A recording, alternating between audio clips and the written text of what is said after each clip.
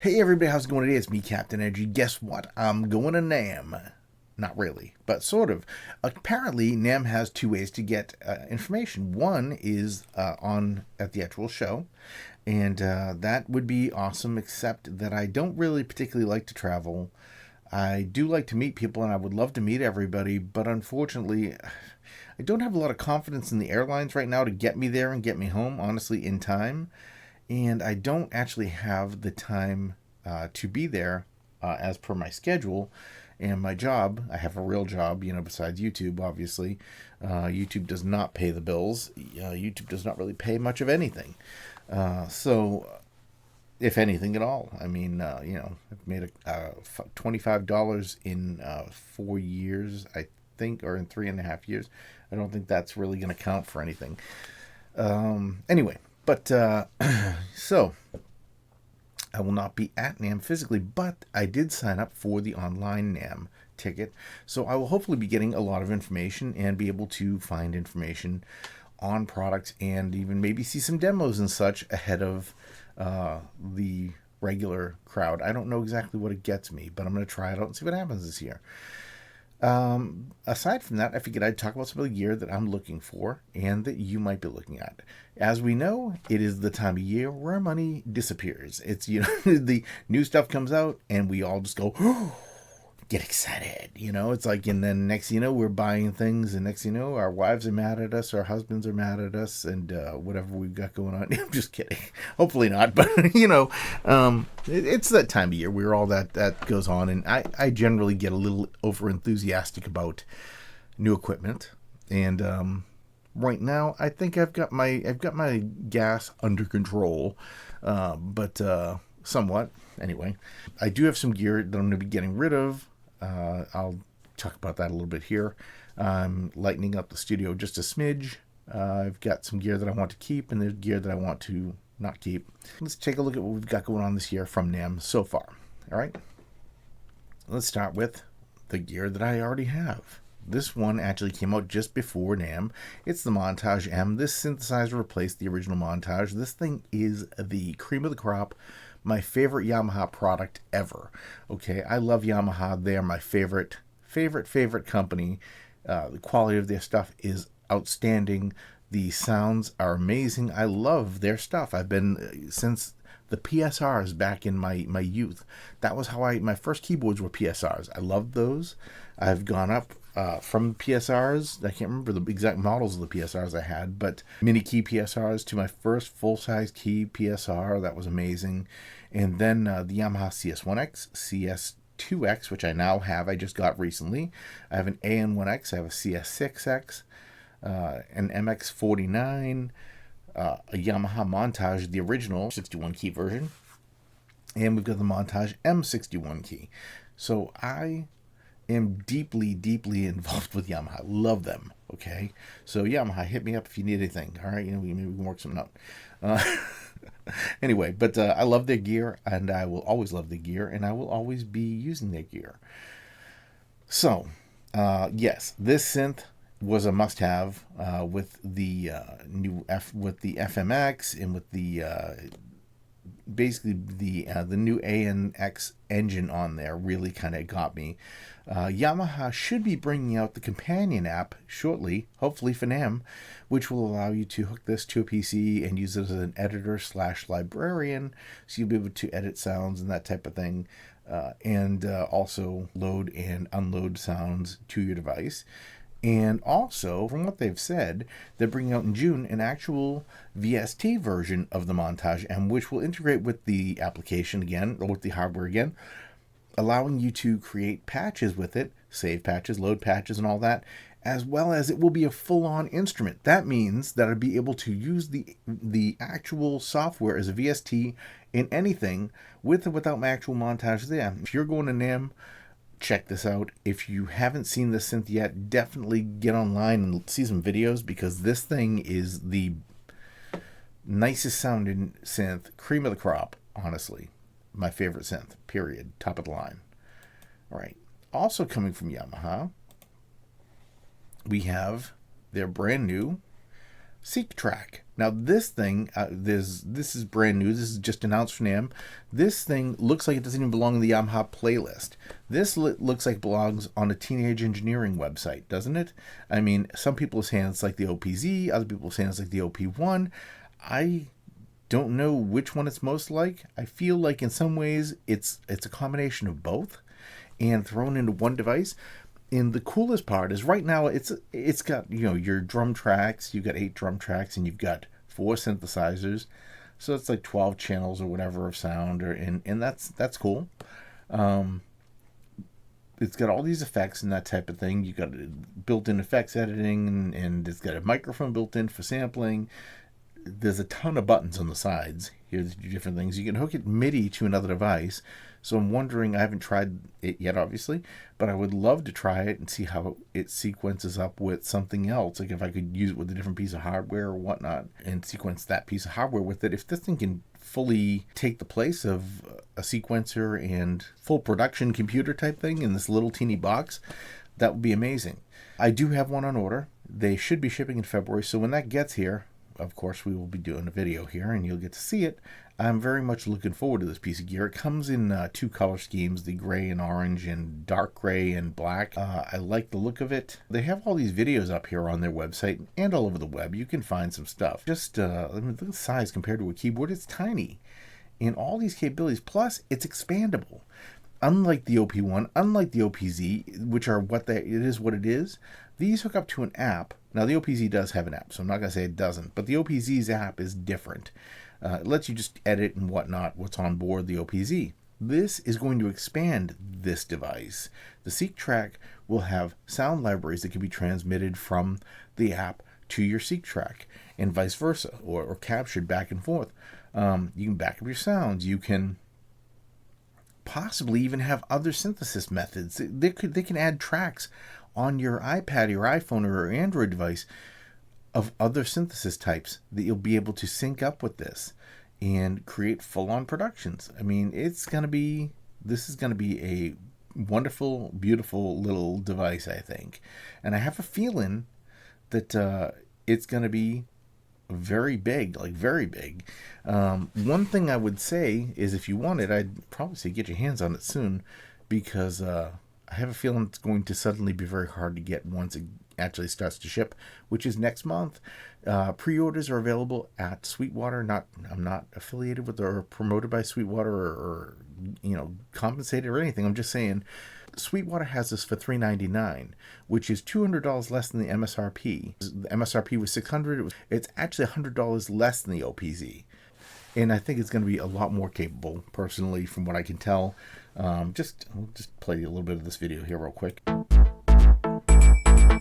What we're listening to is being produced with this device right now.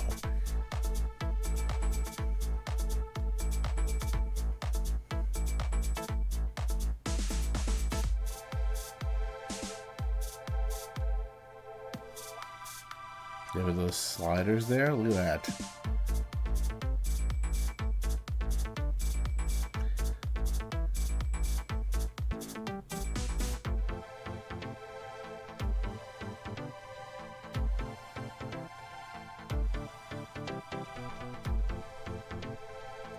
Isn't that awesome? I mean, I don't know. It sounds so good. Hard to say from just the sound because it just sounds so good. But so we've got touch sensitive, it looks like, knobs there, as well as oh man, I don't think I've seen this video yet.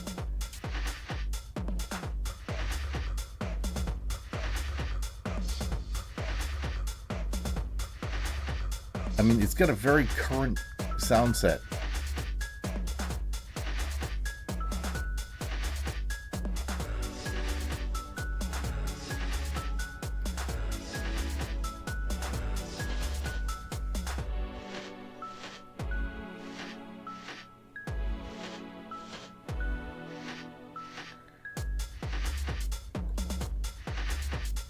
It's also got an SD card slot, I believe, which is something that's lacking from any of the teenage engineering devices that we were aforementioned a moment ago.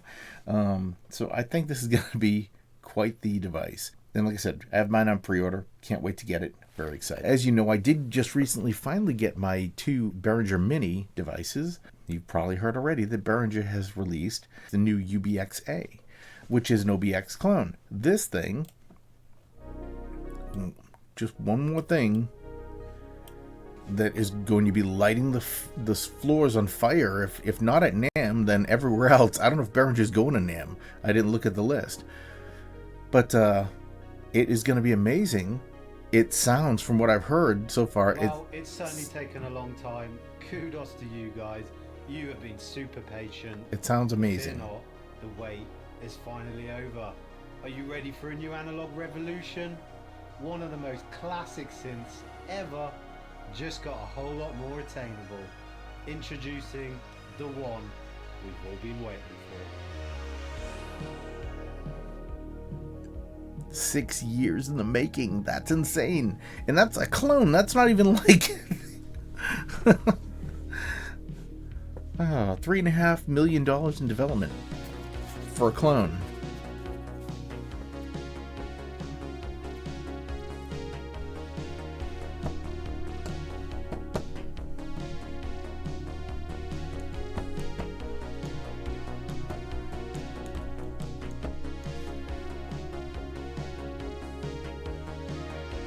Look at that. That thing is beautiful.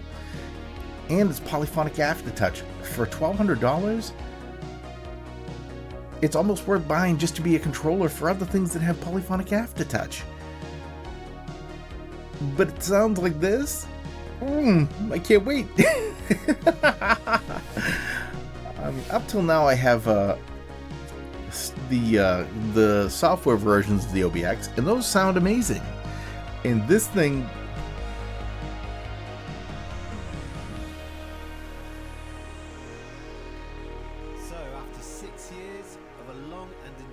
Development process, Behringer's biggest synth project to date, the UBX-A, is finally here and ready to be unleashed. Yeah, I'm super pumped. I'm told I have to wait till June for mine, but whatever. I'll wait. It's fine. June. So as soon as that gets here, you know what will be happening, right? We'll be going and tearing the box off that thing like it's Christmas. I cannot wait. And that'll be almost right in time for my birthday, so that'll be pretty awesome. You know, it'll be like a little kind of early birthday present, maybe. Maybe it'll be here for my birthday in July. So that is another synth that's basically lighting up the floor this year and lighting up the internet. Everyone's very excited about that device. Sonicware is finally shipping their latest or re-release of the ELZ1 Play. That is finally starting to ship. I'm waiting for mine, so we'll be getting that, and we go over that real soon. That's not going to be at Namm, I don't think, but I think Sonicware is going to be at Namm, so maybe it will be. I don't know. Maybe you'll get to see it. If you're going to Namm, check it out. Let me know if it's there. I can't wait to get mine. I've been hearing really good things about it, and I saw a demo of it on, or a quick little demo of it on a live show recently that I was like, man, I cannot wait.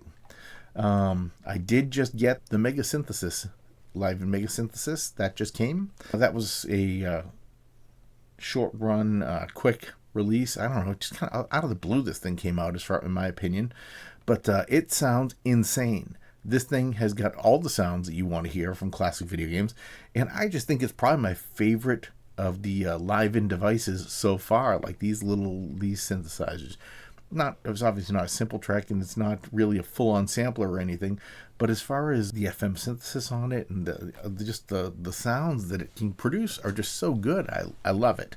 And this is kind of like one of the genres of music. Back in the days of the Sega Genesis were in the Nintendo system and all that type of thing. Those were the gaming systems that kind of made music for me at the time, you know what I mean? Kind of really got me into the electronic music before electronic techno wasn't even a thing yet, really. It was kind of warming up a little bit to be a thing. I was in my 20s. I was like 19 or 20 years old when this came out, the Sega Genesis. Pretty insane. It sounds really good. If you can get one, if you haven't got one ordered, and you can get one, I recommend getting one if you're interested in this kind of music. It is going to be insane. Sounds real good, and I'd imagine that would be there also at Namm.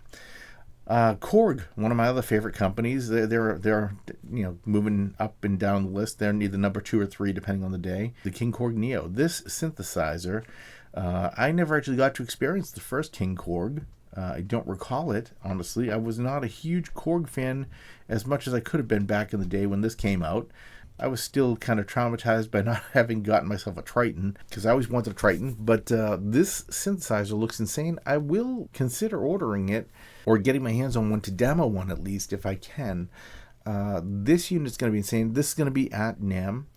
And the thing about the Korg stuff is that a lot of their stuff, they do release this software later on, and I personally love their software. I'd rather have the software than the actual synthesizer in a lot of cases, especially with stuff that's digital like this device right here, because it doesn't take any room, it just gets loaded on my hard drive. 2, it costs less, and 3, gives me all the capabilities, and the recall on them is better because I can just save as many patches as I want. I don't have to have the limit of number of spaces that are on the device. I don't have to be automation on the devices, and there's no limit. There's I don't have to think, oh, this is only good for 8 voices or whatever, polyphony. I don't know how many voices polyphony is. I think it might be 8, it might be 16. I can't remember. I don't remember the specs. I'm not, because whatever I'm saying here, just take it with a grain of salt. But as a VST, I can throw 3 of them in my production if I want to, and not worry about it. I have as much polyphony as I need because I have a computer that's capable of handling whatever, Especially if you've got one like a modern Mac or an i9 processor from Intel, you pretty much are ready to, crush any of these VSTs. I haven't seen too many VSTs that slow those processors down. There's a ton of videos here for this. Let's just give a look to one here.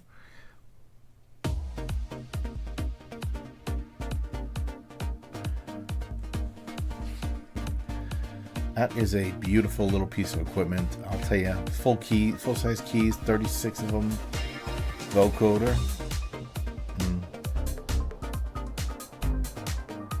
Very, very EDM happy sounding. Look at those knobs. So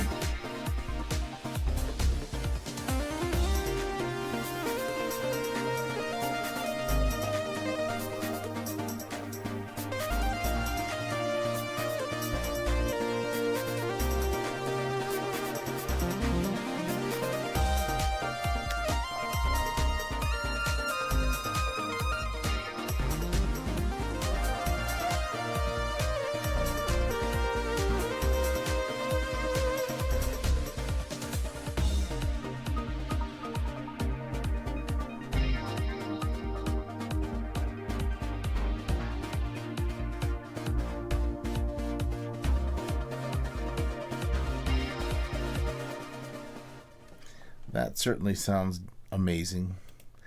It's a grand, $999.99. I would love to get one of those personally, but I don't know. We'll have to see what happens. Also, I'd personally rather have a module version of this than another keyboard, just because space in my studio is at a premium at this point. I don't need more keys. And Korg also did just kind of go nuts on the... let's go over here real quick. As you can see right here, we've got an OPSix module, a Modwave module, a Watestate module. They just took all 3 of their most recent synthesizers and released them as desktop units, like desktop work, units type thing. No keys. There was a company, I guess, that had been created a drop-in where you could buy these units and take them apart and pull your stuff out and drop these into it, the synthesis parts into it, and have like a module version, so you could convert your keyboards into modules and not have 100 sets of keys all over the place. I mean, think about it. If you have all 3 of these, 36 keys, you're talking more than 88 key keyboard just not being used if you're using the sound modules. So I mean, definitely a good move on Korg's part to take advantage of that and make it accessible and available to people who actually want it without having keys on it. Hopefully they will follow suit and do the same with the King Korg NEO. They also released a new updated version of the Micro Korg, which I have the Micro Korg, but the updated version doesn't seem to be much in the way of new sound, more just in the way of new look. It's pretty as heck. I would definitely not, kick one out of the studio, but at, I believe it's $650 is what they're going for. Yeah, that's pretty much what I'm looking forward to at NAMM this year. So, I'm going to go check those out the best I can online and see what else I see, because I'm sure there's going to be a million other products that I don't know exist even, which I'm really excited to see what they have. And Teenage Engineering will probably bring out something new. They've got their new AI little rabbit thing that they worked on with somebody. And they're probably going to introduce a new, $500 light bulb. Sorry, I'm just kidding. Sorry, Teenage Engineering jokes, because they, everything's expensive from TE usually, and you sit there and you think to yourself, dude, that's a tape recorder. That's just a tape recorder with digital recording. But I could buy that device at Walmart for $100, and they're charging whatever $2,000 for it or something goofy. Some companies' business models just make me laugh. TE is one of them. Anyway, what do you want from NAMM? What are you looking for? Is there anything special you're looking for? Hopefully, if there's something you're looking for, we can maybe get it in here, take a look at it, whatever, together. If it's something you're not looking for, let me know what you don't want, or tell me, what your gas problems are, or if you were trying to avoid spending money on things. I personally, right now, I've got my gas mostly under control, I think. I could be lying to myself. But I do have some gear I'm getting rid of. And one of the things is going to be an original Montage 61 key unit. Barely, this thing is in perfect condition. MX49, probably a couple other things I've got around here that I want to get rid of. Just stuff I'm not using, I've got too much gear of one type and not enough of other types. If that's any of that is interest to you, and you're in the area of interest to you, let me know. Work something out. I personally would love to get them sold locally, which would be a central Pennsylvania area, only because I would like to avoid shipping them. I would like to be able to hand it to somebody, get a check, and or whatever, or transfer me money, and that's that. Boom, done. Versus actually having to ship it to somebody and worry that UPS is going to decide to selectively take my synthesizer to parts. I appreciate you all. Thank you so much for hanging out with me this long. I will see you all in the next video. Take care. Bye for now.